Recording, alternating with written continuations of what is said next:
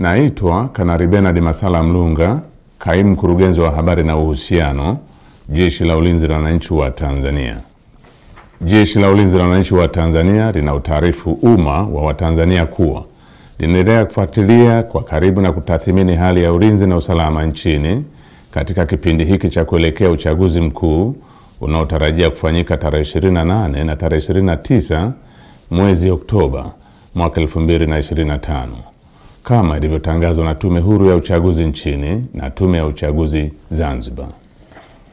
Kwa ujumla, Jeshi la Ulinzi la Wananchi wa Tanzania linaridhishwa na hali ya usalama iliyopo nchini katika kipindi hiki ambacho vyama vya siasa vinaendesha kampeni zao kwa kuzingatia matakwa ya kisheria, kuheshimiana na kuvumiliana kunakooneshwa kupitia kwa wagombea wao wa ngazi za urais, ubunge na udiwani. Jeshi la Ulinzi la Wananchi wa Tanzania linaviomba vyama vya siasa kuendeleza hali ya amani na utulivu wakati wote wa kampeni, kupiga kura na baada ya kupiga kura. Katika hatua nyingine,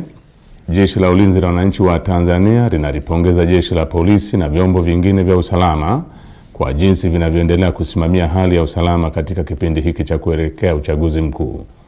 Aidha, jeshi linawapongeza wananchi kwa kuendelea kutumia haki yao ya msingi ya kushiriki kwa amani na utulivu katika kusikiliza sera za vyama mbalimbali kupitia mikutano ya hadhara inayoendelea kufanywa na vyama vinavyoshiriki uchaguzi mkuu kwa ngazi mbalimbali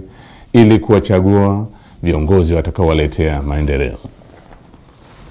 Pamoja na hali ya amani na utulivu iliyopo, bado kumeendelea kujitokeza baadhi ya watu wanaojiita wanaharakati kutoka ndani na nje ya nchi kutumia mitandao ya kijamii kupotosha umma kwa kuweka maudhui yenye kuleta uchochezi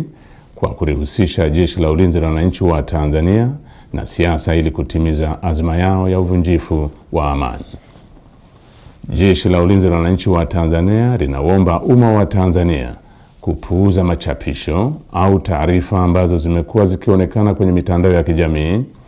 Wananchi wanakumbushwa kuwa taarifa zote zinazorihusu Jeshi la Ulinzi la Wananchi wa Tanzania zitatolewa na makao makuu ya jeshi kwa utaratibu rasmi na mawasiliano ya Jeshi la Ulinzi la Wananchi wa Tanzania